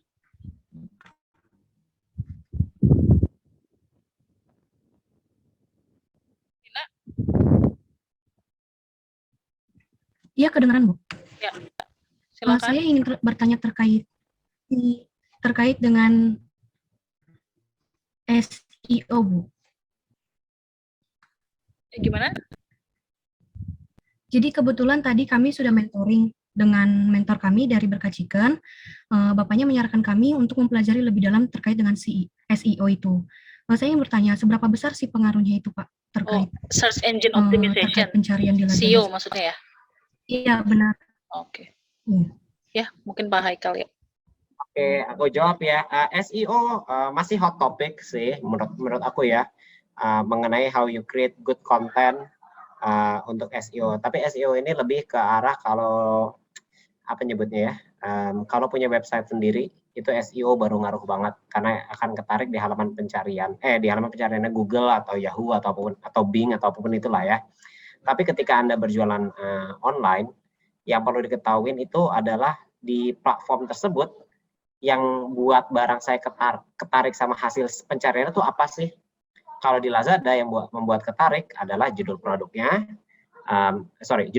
kelengkapan detail produknya, sama kebenaran kategori yang didaftarkan. Jadi makanya namanya lengkap, atributnya detail, kategorinya yang tepat, 3 itu aja untuk memastikan tertarik. Nah, SEO-nya jelas ngaruh banget. Kalau Anda punya website sendiri, bikin website sendiri, pakai pihak ketiga apapun, itu jelas berpengaruh. Beneran bikin konten yang banyak, ngetik segala macam kata kunci biar ketarik. Yes, tapi tergantung model bisnisnya saya bilang. Kalau Anda punya website sendiri, worth doing it. Tapi kalau punya platform, kalau jualannya hanya di platform e-commerce, mau nulis SEO text-nya di mana gitu, kayak deskripsi produk pun sebenarnya tidak berpengaruh di hasil pencariannya. Itu berpengaruh ketika kita mau mengkonversi customer yang udah nyampe di halaman produknya, detail produknya jelas, barulah saya yakin untuk convert gitu kan. Jadi it's secondary lah, I would say, buat kalau jualan di platform e-commerce. Kalau berjualannya website sendiri, monggo didalami itu ilmu SEO-nya. Itu udah lumayan lama banget. Apalagi e-commerce sekarang beneran aplikasi driven banget instead of website driven. Di Lazada mungkin yang buka Lazada pakai www.lazada.co.id udah jauh di bawah 10%, jauh banget. Jadi ya sudah nggak terlalu di drive dari SEO. Itu sih, semoga menjawab ya. Ya, baik. Satu lagi, Citra, silahkan. Mana tadi? Citra?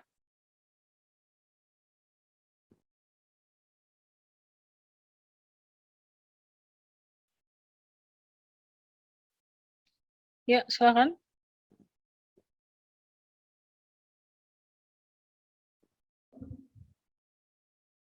Nggak jadi.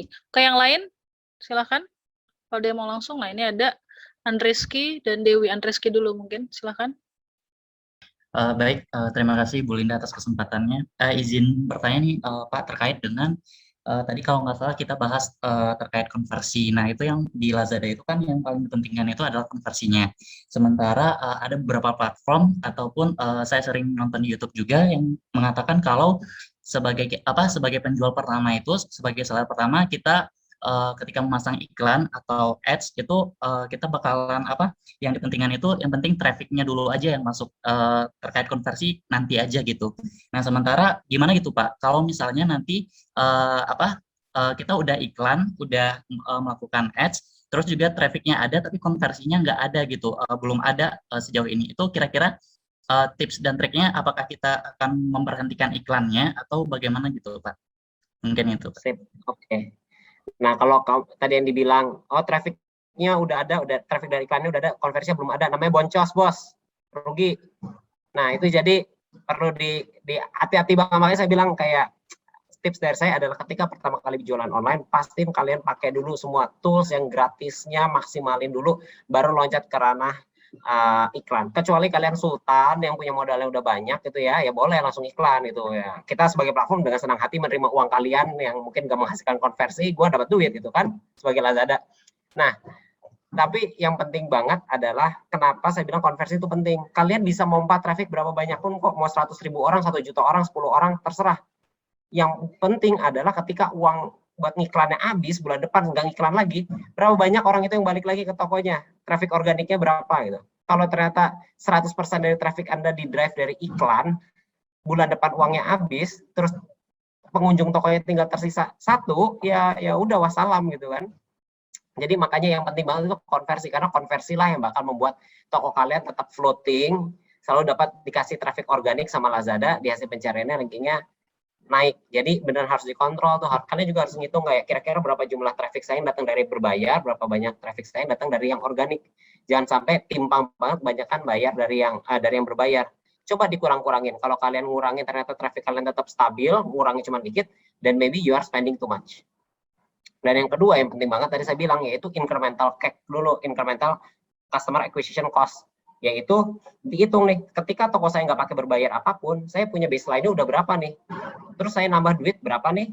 Misalkan saya sebelumnya tadi saya bilang, saya punya new customer on average every single day 20. Sekarang saya nambahin, ngeluarin uang 100.000. New customer saya naik jadi 21. CAC Anda bukanlah 100.000 dibagi 21, CAC Anda adalah 100.000 dibagi satu orang yang ekstra itu, karena sebelumnya cost Anda 0. Nah, jadi itu yang benar dihitung banget. Kalau dari awal udah ngegenjot pakai iklan, gimana ngitung baseline yang awalnya dulu? Ya kan? You need to calculate your own baseline. Jadi kayak my tips adalah beneran you spend the first weeks untuk pastiin semuanya udah rapih, mulus, jelas, paksa bawa traffic yang didapat dari sosial media kalian untuk masuk langsung konversi sehingga nilai konversi kalian bagus. Barulah kalau kalian udah tahu nih bau-baunya, oh di platform ini barang yang kayaknya lebih laku, lebih banyak yang berkunjung, yang ini, ya pasanglah iklan untuk barang tersebut. Jangan kalian pasangin iklan barang yang jelas konversinya rendah, yang ada makin amsyong, makin tokonya konversinya makin rendah, makin turun. Nah itu beneran hati-hati banget. Kita mah sebagai platform dengan senang hati terima duit kalian gitu. Tapi dari sudut pandang seller ya hati-hati aja. Itu tips dari aku. Thank you. Makasih Pak Haikal. Pak Samuel ada tambahan kah? Ya mungkin kalau terkait iklan, aku mau share insight aja bahwa nggak semua KOL itu harus bayar mahal. Kadang-kadang kita juga harus untung-untungan gitu ya sebagai brand. Aku juga beberapa kali dapat kerjasama itu tidak dibayar, tapi aku ambil karena kebetulan pas gitu. Misalkan yang baru-baru ini mungkin kursiku rusak di rumah gitu. Ada brand mau ngasih kursi, dia brandnya nggak bayar apa-apa, cuman ngirim kursi ke rumah. Cuman aku seneng, oh dapat kursi baru, ya udah aku postingin. Dan itu kalau dihitung value-nya secara red card yang biasa aku publish, brandnya dapat jauh lebih banyak gitu dari nilai value. Cuman karena dia pas masuknya, kita juga seneng gitu. Lain kesempatan anakku main di rumah, terus makeup istriku dipecahin sama dia. Terus aku foto, ditaruh di feed, ada brand makeup yang mereka gercep gitu, kok kita kirimin ya gantinya gitu. Meskipun makeupnya ya again tidak value to value dengan feed gitu ya, tapi ketika brand tersebut masuk tepat guna, aku senang, KOL-nya senang gitu, mau aja kerjasama. Jadi itu juga bisa sih. Kalau ini kan topiknya lagi iklan ya, dan mungkin salah satu iklan yang lewat KOL, tidak semua KOL cari duit sampai segitunya gitu. Jadi rajin-rajin aja menebar jalannya. Mana tahu beruntung. Iya, nambahin aja. Oke, baik, makasih. Satu lagi silahkan Dewi. Ya Bu, nama saya Dewi dari PON 2, mohon maaf belum bisa on cam.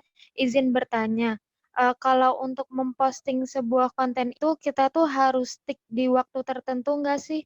Kayak semisal ada yang bilang jam segini banyak orang yang online gitu. Atau enggak, kita bisa posting kok anytime we're free toh. kita juga posting banyak konten. Nah, yang kayak gitu efisien nggak sih Pak Haikal dan Pak Samuel? Mohon jawabannya. Terima kasih. Ya, boleh silakan Pak Samuel dulu mungkin. Ya, itu sebenarnya bisa dilihat sendiri. Jadi tidak perlu justru jangan ikut kata orang karena behavior follower di masing-masing akun tuh berbeda-beda ya. Kalau saya kebetulan followernya banyak kan orang kantoran. Jadi pada main Instagram itu jam 6 sampai jam 8 malam. Habis udah selesai gitu kerjaan baru mereka buka Instagram. Tapi mungkin ada di antara teman-teman yang followernya lebih banyak misalkan ibu-ibu rumah tangga.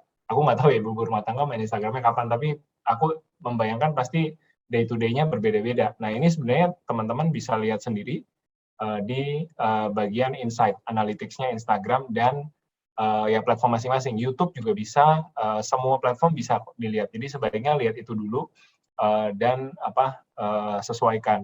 Apakah akan membantu? Iya, akan membantu. Kalau di posting kayak aku tiba-tiba malam-malam dapat ilham gitu, pengen bikin konten, terus jam 12 malam aku posting sepi. Tapi besokannya pelan-pelan akan pick up ketika udah mulai jam prime time. Tapi aku menyarankan sih posting di waktu prime time. Kemudian, ya apa ya tadi mau ngomong apa ya? Ya mungkin itu dulu deh. Aku oper ke Mas Haikal dulu. Ya. Silakan Pak Haikal. Thank you. Nah, jadi kalau di Lazada, di dashboard tokonya sendiri itu bisa kelihatan kok beneran live dashboardnya kayak by jam, sekarang jam berapa nih? Jam 4.28, omset saya udah berapa, kelihatan kok curve-nya kayak gimana di jam berapa yang hot. And then kalau sebagai store owner, biasanya itu setiap hari pasti diplototin banget tuh untuk kelihatan rata-rata customer saya di jam berapa sih, pada belanjanya. Setiap toko balik lagi, behavior-nya mungkin beda-beda. Jadi itu bisa dihubungkan waktunya saya upload feed saya, atau kalau saya mau nerbitin promo, apapun itu ngaruh banget. Jadi dan beda-beda. Saya tahu kok kalau jualan elektronik pas lagi 99 itu tuh harus mulai bombastis dari jam 12 malam gitu karena orang yang hunternya itu udah tengah malam check out takut kehabisan, bahkan harganya udah dipamerin dari seminggu sebelumnya. Mungkin berbeda sama yang jualan kebutuhan rumah tangga gitu kayak ya ibu-ibu misalkan pengen beli nambahin kitchenware-nya, Lazada lagi ada promo, buka ada apa gitu. So it's fine for you untuk baru ngedrop harga di tengah hari segala macam. You can check it from the dashboard. Kalau di Instagram ada insight, bagian insight-nya. Di Lazada pun juga bisa ngeliat dashboard-nya. Dan di tempat mana pun pasti kelihatan. Intinya nggak ada behavior yang sama antara satu toko dengan toko lainnya. Ya, baik, makasih Pak Samuel, Pak Haikal. Saya tadi agak tertarik sama tadi Pak ada Lazada University ya. Itu kira-kira programnya itu apakah buat para pemula online seller atau seperti apa ya gitu. Jadi mungkin bisa tadi ya membantu teman-teman yang tadi ya sedang coba merintis bisnis atau itu seperti apa gitu Pak? Iya, thank you udah ditanya. Nah, benar sekali di Lazada kita ada namanya Lazada University, yaitu Learning Management System (LMS) kita khusus untuk teman-teman yang berjualan secara online di platform Lazada tentunya ya, bukan login di platform sebelah. Nah, mereka kalau login di situ itu bisa langsung dilihat ada programnya banyak sekali, mulai dari yang sekedar beneran how to upload KTP dan buku bank supaya akunnya live, sampai yang beneran kayak 7 langkah pertama yang perlu dilakukan ketika baru jualan online. Itu juga ada tahapannya. Jadi itu beneran range-nya full dari yang extremely beginner sampai extremely advance ada di sana. Bahkan kita pun ada yang kelas berbayar namanya Lastar Academy, di mana di-train sama seller-seller yang udah kelas kakap, yang udah kita sertifikasi oleh Alibaba Business School, untuk mereka ngajar dengan cost tertentu. Nah, itu pun yang tingkat se-expert itu yang berbayar pun ada. Nah, jadi untuk yang di sini mungkin promosi sedikit aja. Kalau yang udah berjalan di Lazada, jangan lupa di tanggal 6 dan 7 Oktober kita ada seller conference level up. Itu setiap tahun kita ngadain 2 kali, sebelum Lazada Birthday dan Ramadan, dan sebelum 11/11 dan 12/12. Tanggal 6 sampai 7 ini pembicaranya banyak banget. Jadi ada Tung Desem Waringin, ada Yasa Singge, ada Dedi Lim yang salah satu trainer besarnya kita, dan di situ harusnya ilmu yang didapat praktikal semua. Jadi salah satu caranya untuk kita meng-engage seller kita terus belajar. Tapi kalau yang waktunya tidak terlalu fleksibel, ya di Lazada University ada ratusan material yang bisa dilihat, tergantung sama tingkatan seberapa advance-nya sih. Dan bisa diakses 24/7 setiap hari, setiap jam, kapanpun, selama login bisa dibuka. Jadi silahkan banget, everything is for free except you want to attend the Lastar Academy, di mana harus berbayar karena trainernya bersertifikat. Oke, baik. Makasih banyak Pak Haikal dan Pak Samuel sudah menghadiri sesi hari ini. Saya mungkin tutup dengan tadi ya Pak, dengan tadi materi 2 tadi luar biasa, banyak sekali yang harus dipelajari. Jadi entrepreneurship ini is not only a mindset, tapi juga skill set-nya banyak banget gitu kan. Belajar sosial medianya, terus kemudian seluk-beluknya juga, dan termasuk tadi traffic juga, pasti ilmu-ilmu dan skill-nya perlu banyak yang mereka pelajari, sehingga untuk tadi jadi top one seller tentunya di masing-masing ini, apalagi dengan pandemik sekarang ya, tentunya sangat potensial gitu ya untuk bisa meningkatkan traffic dan penjualan di bisnis saat ini gitu ya. Terakhir mungkin Pak Samuel dan Pak Haikal ada pesan untuk teman-teman di sini gitu agar mereka bisa lebih sukses gitu ya di online bisnis, seperti apa pesannya Pak Haikal dulu mungkin ya. Oke, kalau saya 2 deh tipsnya. Yang pertama yang berhubungan banget dengan jualan, saya selalu bilang traffic adalah mata uangnya jualan online. Emang benar traffic adalah raja, siapa yang punya traffic bisa dia paling gede di jualan online, tapi ingat sekarang traffic harus dibalance, diimbangi dengan konversi. Jadi jangan terlalu bangga trafficnya besar, kalau konversinya jelek, percayalah dalam sebulan 2 bulan ke depan toko Anda akan turun gitu.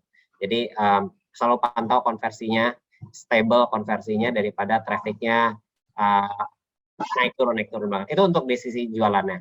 Kalau di sisi motivasinya, ini pegangan kita banget di komunitas startup kita adalah pengalaman adalah guru paling berharga, tapi pengalaman toko sebelah adalah guru yang lebih berharga gitu.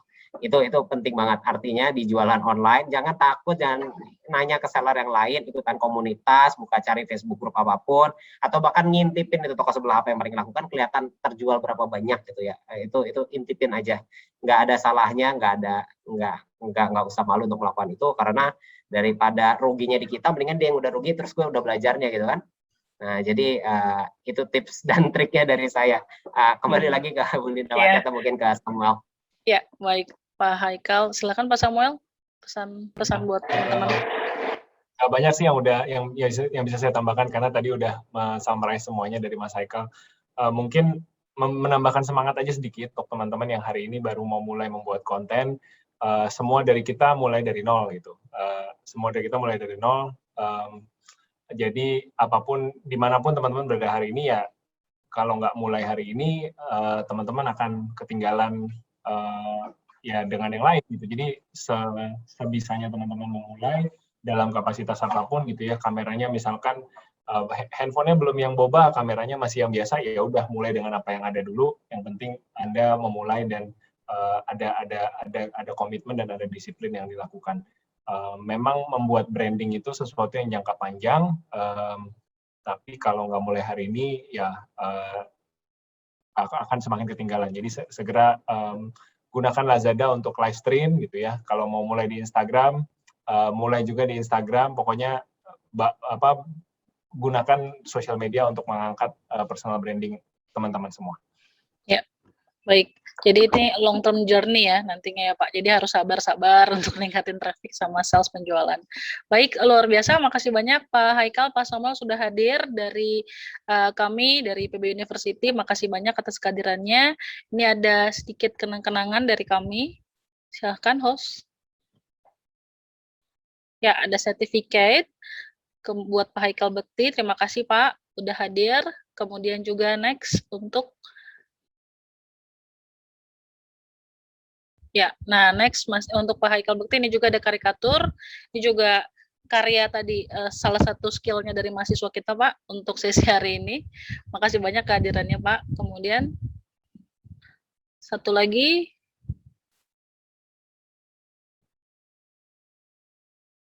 ya ini ada untuk Pak Samuel Ray Pak. Makasih banyak Pak Samuel Ray dan juga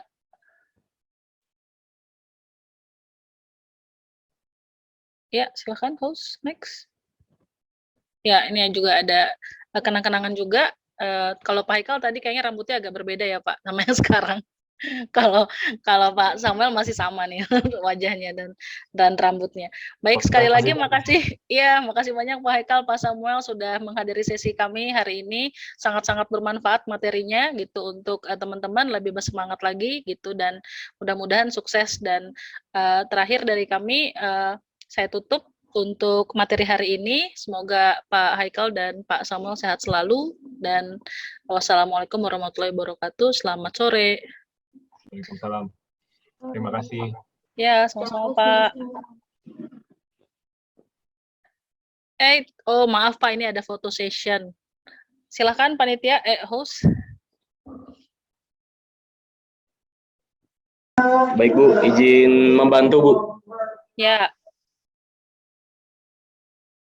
Bisa dihitung ya. Boleh di open cam semuanya? Ya, silakan. Bisa dihitung? Baik. Untuk slide pertama teman-teman bisa senyum. 1, 2, 3. Slide kedua. 1, 2, 3. Slide ketiga. 1, 2, 3. Slide keempat. 1, 2, 3. Slide kelima. 1, 2, 3. Slide ke-6. 1, 2, 3. Slide ke-7. 1, 2, 3. Baik, Oke. cukup Bu. Ya, makasih. Sekali lagi Pak Samuel, Pak Haikal, makasih banyak ya Pak, udah hadir. Terima kasih. Ya.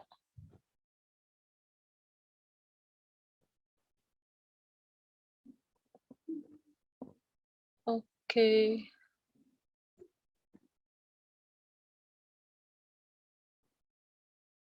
Oke, semua peserta yang udah hadir, makasih banyak. Jangan lupa hari Sabtu ya, mungkin pengumumannya jam 9 pagi, nanti juga ada webinar serupa dari Bu Isabella Harefa ya, dari Tech in Asia Singapore. Oke, para panitia makasih banyak juga ya udah bantu untuk webinar hari ini. Nanti tolong tadi sertifikat dan ininya dibantu dikirimkan ke email ya, untuk dikirim ke Pak Samuel dan Pak Haikal. Oke. Makasih banyak semuanya, kita tutup ya.